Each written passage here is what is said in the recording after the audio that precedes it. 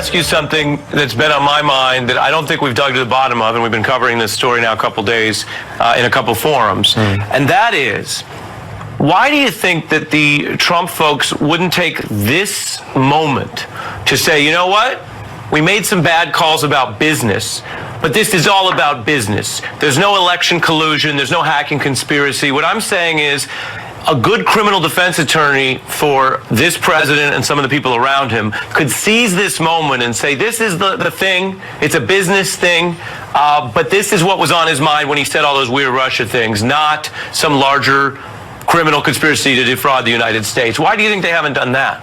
Because I think it's being directed from the top down, and this is the way Donald Trump has always done business.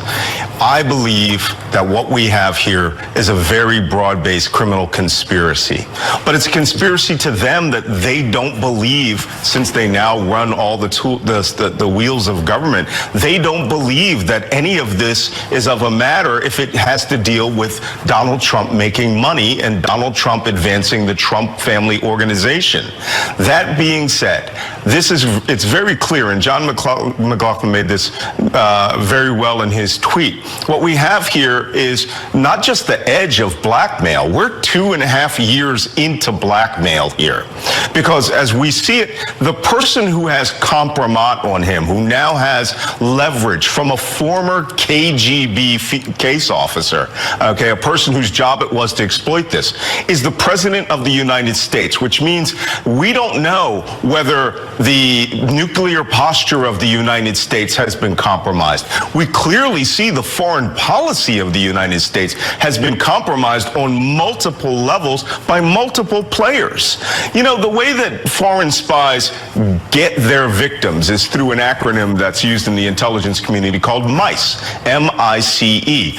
They get you through money, ideology, coercion or co-option, or they play to your ego. And Donald Trump is a walking example of how any intelligence officer could turn someone against their own nation. And as John Brennan said, most of the time they don't even know that they're committing treason.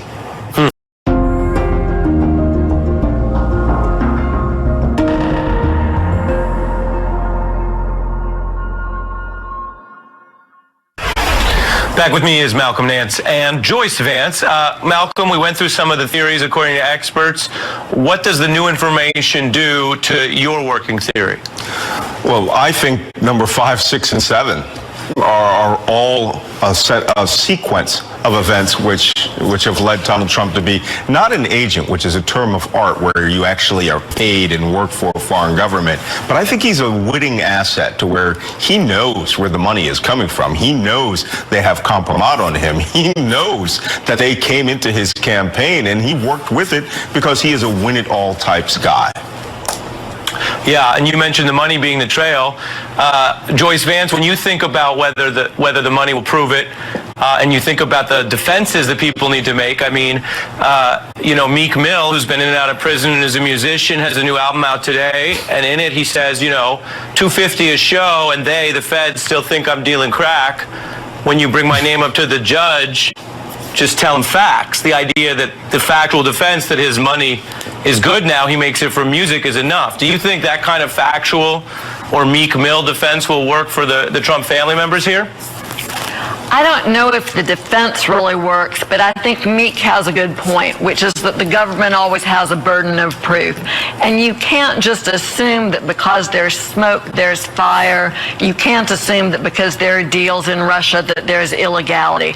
So the government will have the same burden in this situation that it would have in any other criminal prosecution of showing that that money really is about illegality and complicity with Russians. And we just don't know enough publicly to say that yet. I wonder, Joyce, what you think of some of the other things we're learning about Michael Cohen's legal odyssey, because some of the reporters at CNN came up with this, and I thought it was interesting, that Cohen, who's of course it says a key witness, was under the impression initially that Trump would offer him a pardon to stay on message, how they put it, according to two sources. But after that famous raid, one source said it headed south with the president, Trump started to distance himself, and then Cohen, who's been around Trump, knew the game had change, Cohen knew things had changed and he acted to protect his family. What do you think of that arc, which of course doesn't put Cohen in as great a light of just being patriotic now, and how do you explain that Trump wouldn't give him the pardon that so many people who think the worst of Trump think he's promising pardons all over the place? You know, it seems like a realistic arc here. Cohen has never been someone who's had a change of heart and wants to personally further, you know, the American way of life. I mean, he's someone who's opportunistic and who's trying to save his soul. But that said, if there is evidence that the president knew about or was involved in dangling a pardon in front of Michael Cohen in an effort to keep him from cooperating with Mueller, at least for some point of time in this investigation, then the president is in very, very dangerous territory. Right, because that itself, as you're saying, as with Nixon, could be also obstructive. Briefly, Malcolm, the other thing that came out was House Intel members today saying they think they may have other lies on the books. Your view of that? Oh, yeah, there are a lot of people who apparently were trying to stay on message with the president, which is now the operative term for lying before Congress, lying before the FBI, and lying before their wife and kids.